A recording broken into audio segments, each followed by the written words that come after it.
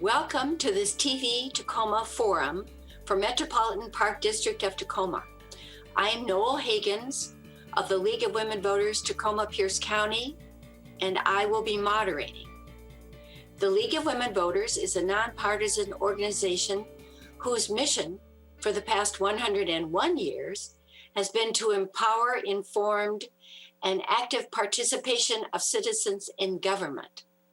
Candidate forums are one of the many ways we do this. Anyone age 16 or older can be a member of the League of Women Voters. For more information on our membership, go to our website at www.tacomapiercelwv.org. The candidates in ballot order are Rosie Ayala, Carolyn Edmonds, and Blake Stegner.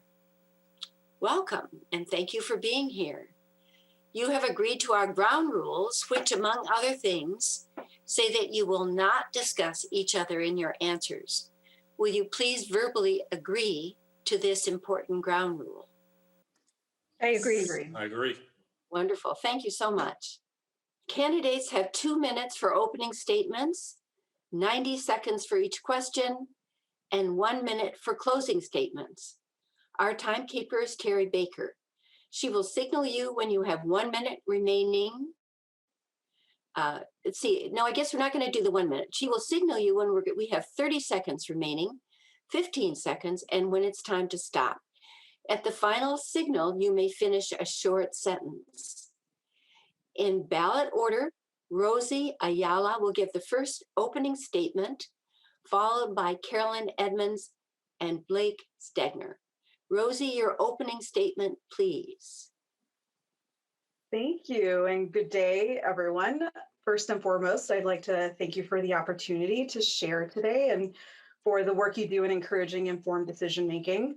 My name is Rosie Ayala. I'm a candidate for position 3 of the Metro Parks Tacoma Board of Commissioners. I'm a career-long education access advocate and youth development provider. Currently, I serve as the Associate Director of Collective Action and Tacoma College Support Network Manager for Foundation for Tacoma Students.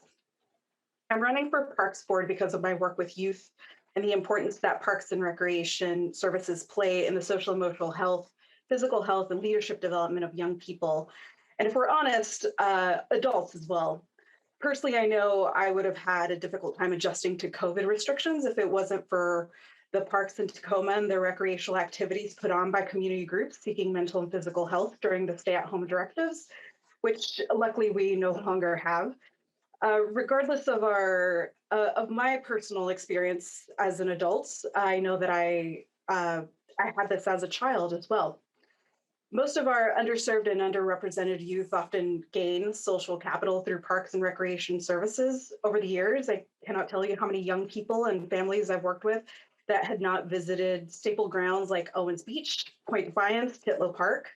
I would orchestrate field days to introduce families to these locations, and it was a bonding experience and a learning experience to bridge the gap between family and educator. I'd be remiss if I didn't take the opportunity to serve my community by running for Parks Board and contribute my experience as a youth service practitioner and systems thinker. I would love to see Parks Board bring in some strategic thinking when it comes to equity, community voice, and partnerships across organizations here in Tacoma. Thank you so very much for your time.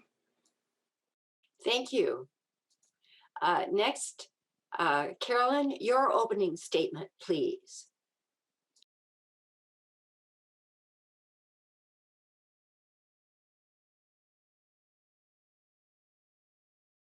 Carolyn, you're muted. I was muted. Okay. Now you're back. All right. Thank you for that. And it was such a good opening statement. Thank you to the League of Women Voters for the service you do to our community. I am running for the Metropolitan Parks Board because I think they need new leadership. And I can bring a unique set of skills to the Parks Board. I'm a former elected official, both at the state level and at the county level. I currently serve on the City of Tacoma Planning Commission, and for the last 10 years, I have been part-time senior fitness instructor at Metro Parks at the North Point Center. So I've seen how it works from the inside out, as well as a community member seeing it from the outside in. The three issues that I think are most important right now for the metropolitan parks is communication. The Parks Board are elected officials, but they don't communicate directly with the residents. Communication goes through the Metro Parks website and through Metro Parks management. The budget is going to be and is a serious issue. 43% of the income for Metro Parks comes from earned income, which includes rentals at the community center, memberships at the community centers, and entry fees at the regional attractions. They haven't had income from memberships for quite some time. Apparently it's going to start in August. And I'm concerned that access to the parks are going to be, and programming is going to be limited because of that. I also think the Parks Commission needs some geographical diversity. The majority of the current Parks Board members all live in North Tacoma. I come from Northeast Tacoma and would bring some diversity in that regard. Thank you for your time and this opportunity. Thank you, Carolyn. Now, Blake, your opening statement for 2 minutes, please. Sure. Hello, and thank you to the League of Women Voters for hosting this forum today. My name is Blake Stagner, and I'm running to be your next Metro Parks Commissioner, position 3. My family and I settled in Pierce County in 2006. I completed my undergraduate studies at the University of Washington, Tacoma. Currently, I'm a web developer for Highline College. And my main job there is to ensure students have all the information they need on our website to be as successful as they can through their college journey. I got into this race because I love our parks, but we have some gaps to fill. The City of Tacoma's Equity and Opportunity Index shows us visually where we need to focus our attention on to improve the lives of citizens. I'm running for families. I'm running for them to feel safe at our parks, to give more support to our recreations programs, to increase green spaces in underserved areas of our city, and for the kids who just want to have fun. Metro Parks has been making great strides in this area, but there's still a lot of work to do. I want to ensure to you all that I'm here to work for you, the citizens, to improve our parks for everyone. Thank you, and I hope I can earn your support. Thank you, Blake. Just a reminder to the candidates, if you go ahead and mute yourself when you're not speaking, that would be helpful. The order of questions will rotate. Carolyn, you'll have the first answer and to this question, which is, why is access to green space important to people in Tacoma?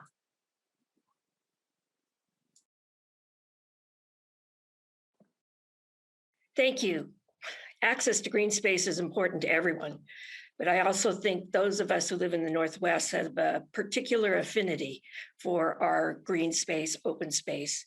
The tree canopy is important for climate control, and I think most people, they just breathe better when they're surrounded by nature, and it's an environmental necessity, I feel, for people of all ages, all abilities. We benefit here in the Northwest because it's easily accessible for most of us. But Metro Parks has a weakness with accessibility to parks and open space that I think the Board of Commissioners needs to address. Thank you. Thank you, Carolyn. And Blake, you are next for that question. Could you please repeat the question? Sorry. Why is access to green space important to people in Tacoma? So I think access to green space is very important to Tacoma for a couple of reasons. We saw this past week, it's been so hot, and it was hotter in areas where there isn't enough green spaces.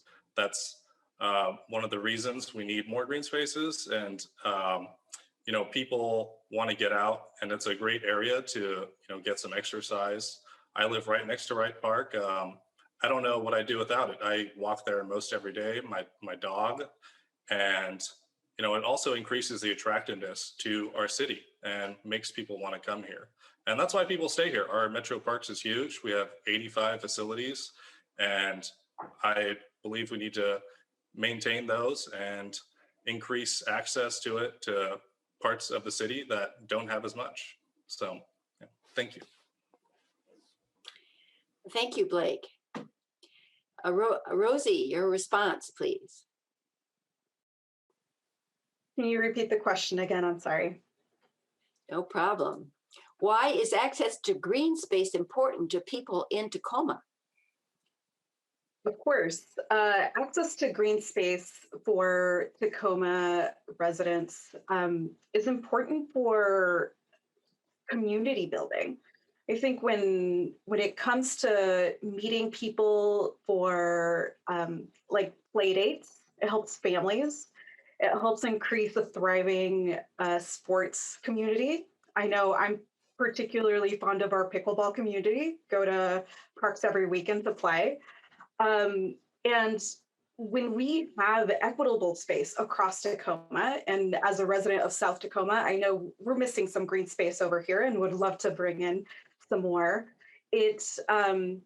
It helps people thrive in their environment. And I think there are long-term ramifications for that can help our economy, long-term ramifications that can help our overall health and wellness, and long-term ramifications that really encourage some community voice and critical thinking when it comes to improving what those green spaces can do for each and every one of us. Thank you so very much. Thank you. Blake, you're going to be first for this question. How would you address the inequities in access to green space, especially for communities of color? Sure. So I think the City of Tacoma's Equity and Opportunity Index is a great start. We can see visually where there is inequities, and it's down in the southern portions of our city. So we need to start there. We need to get those places some more green spaces, and we need to talk to the community members there. There's a lot of community organizations down there that we can talk to in a group setting. We can talk to citizens through, online and in person, hopefully very soon. And yeah, so we need to work with them to get more spaces for everyone. Thank you. Thank you. Rosie, the same question, please. Can you repeat the question? Sure. It's a grounding need. How would you address the inequities in access to green space, especially for communities of color? Thank you for that. I believe the first and most important access point really is language when we're talking about green spaces. So we know Tacoma has many languages that are spoken, and within communities of color, and especially cross-generational households, a lot of folks that speak English are often used as translators for other family members. And if we, within Metro Parks, can create an access point where everyone is able to understand process and system in a way that is representative of the community of Tacoma residents, that is one big opportunity that we can take advantage of when it comes to allowing more access to green spaces. The other is really assessing what that looks like across the board and understanding what the gaps and concentrations are within Tacoma. So there are areas of Tacoma that have more concentration, and it would be great to really spread the love and spread the wealth across other areas that do not. Thank you so much. Thank you. Carolyn, the same question, please. Thank you. I think one of the things that needs to be done in order to create more access is we need to provide more land with green space, that we can create green space by building, planting trees, et cetera, et cetera. And in order to do that, we need to partner. We need to partner with the school district, perhaps Pierce County, the city of Tacoma, the Tacoma Public Utilities. All of those agencies and governments own land in Tacoma that can be used to create more convenient and open space within the neighborhoods. The Planning Commission last week received a briefing on the equity index, and the differences in our city in terms of livability, and which includes parks and recreation, is stark. With the south part of the county and the south part of the city and the east part of the city, particularly without access. In fact, the equity index indicates that 31% of the population of the city of Tacoma has limited access to green space and parks. That's where we need to focus, and we'll be successful if we do it with partnerships. Thank you. Rosie, you're going to be first for this question. How can there be more access to important spaces such as the zoo, aquarium, and Northwest Trek for low-income children who can't afford entry fees or transportation? Thank you for that. And that is very near and dear to all I do. I think strategic partnership is really important in allowing that access. I think back to the partnership that happened with the All Access Pass that Metro Parks was involved in, and that the city of Tacoma was involved in, their arts office, that the transportation department was involved in. And I think that we can show that as an example of what's possible and bring in more partners to offset some of these costs, or more partners to really help elevate the sponsorship and the scholarship that can allow those impacted by poverty to still have equitable access to some of these really amazing services and programs that Metro Park offers. Thank you. Thank you. Carolyn, you're next, please. Thank you. I think at the regional attractions that we have, we need to create a sliding scale that would make entry for lower income more accessible. I also would like to see a successful model that is in other areas where people who purchase their tickets can add 50 cents, a quarter, $1 to go to a scholarship fund to help pay for entry for lower income individuals, families, and children. And I know this idea is costly and maybe difficult to implement in the near future, but I'd also like to follow the model of other regional facilities where one day a month, the zoo is free. One day a month, Northwest Trek welcomes residents of Tacoma at a reduced rate or even free. Budget impact would need to be evaluated. None of those issues address the transportation piece. And that, I think we need to look to a partnership with Pierce Transit and see what we can work out to have a one day a week, a dedicated bus to go from certain community areas to those regional facilities. Those are just some ideas that would need further exploration. Thank you. Thank you. All right, Blake, you're first on the following question. Oh, I didn't answer this one yet. Oh, you're so right. Thank you, and I'm sorry. Thank you very much. Could you repeat that question, though, please? Yeah. How can there be more access to important spaces, such as the zoo, aquarium, and Northwest Trek, for low-income children who can't afford entry fees or transportation? Sure. So I believe strongly in subsidies for families who don't have the means to, be able to go or can afford to go. So I'd like to start there, and we create some subsidies for these families. And, for access transportation wise, I think back to, when I was in junior high and high school in Puyallup, where we had buses that would take you from, the mall, which has a very large parking area, and it would be a dedicated bus that brings people there and back. So I'd like to see something like that happen. And, we have to work with the buses and see where we can work together to make that a thing.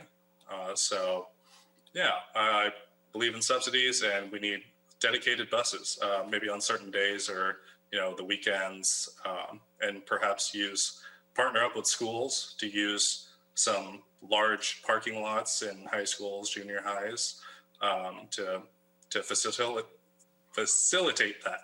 All right, thank you. Thank you, Blake.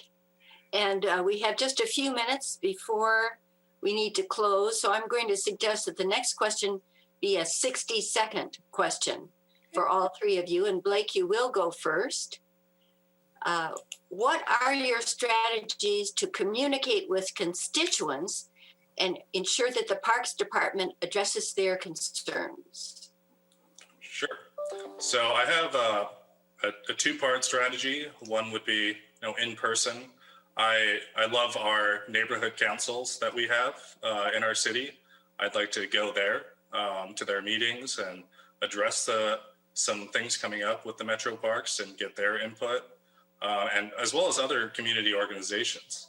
And another thing is, we have the internet, use Facebook, use websites. I'm a web developer, and we communicate to our students via email. We put updates on our website, have surveys, that sort of things. But yeah, we need to be in person. We need to be online to try to get everybody. And we're going to miss some folks, but I think we need to learn from the past and see where we miss them and address that moving forward. Thank you. Thank you, Blake. Carolyn, you're next for that question about communicating with constituents for 60 seconds. Okay, thank you. I love this question. It's one of the reasons that I chose to run. Currently, the Board of Commissioners does not communicate directly with residents. There's no newsletter, no e-news. They have a page on the Metro Parks website. If you want to contact them, it goes through the Metro Parks executive assistant for the board. Their phone numbers are not made available. Their emails are not made available. That's got to stop, and that's got to change. So that would be my first step to improve communication. And town halls. Metro Parks Board, to my knowledge, has never had a town hall or brought their board meetings to the community centers around Tacoma. There's a lot the board can do to contact and reach out and get input from residents in order to serve them better. Thank you. Thank you, Rosie. How would you answer that in 60 seconds? I will do my best. I think it requires a multi-pronged approach. Definitely, COVID has surfaced a digital divide, so it's important to do our online presence, to do our in-person presence, and to do our partnership presence. So within the world of partnerships, Metro Parks has a built-in audience already. I know that as chair of the Tacoma Arts Commission, we've had environmental groups come and speak to our commissioners about that work. And so though those two topics may not relate, there is a tie between the arts and environment. And I think Metro Parks can be very explicit about what those ties are when it comes to working with community members, commissions, different neighborhood groups, and definitely online. Thank you so much. Thank you. Now, closing statements, please, for 1 minute. And Carolyn Edmonds will give the first closing statement. Well, thank you. My thanks again to the League of Women Voters for this very important service that you provide to the community. I'm running for Metro Parks Board. I'm running because I want to improve communication with the residents. I want to provide some geographical diversity on the board. And I think you need somebody with some policy and government budget experience to help navigate through the coming fiscal years. I live in Northeast Tacoma.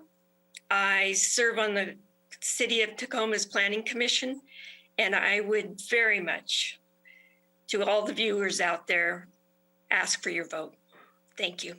Thank you. Blake, your closing statement, please. Thank you to the League and TV Tacoma for setting all this up. I'm running for Parks Commissioner because our parks need a commitment to equity, public safety, and to better serve our diverse community.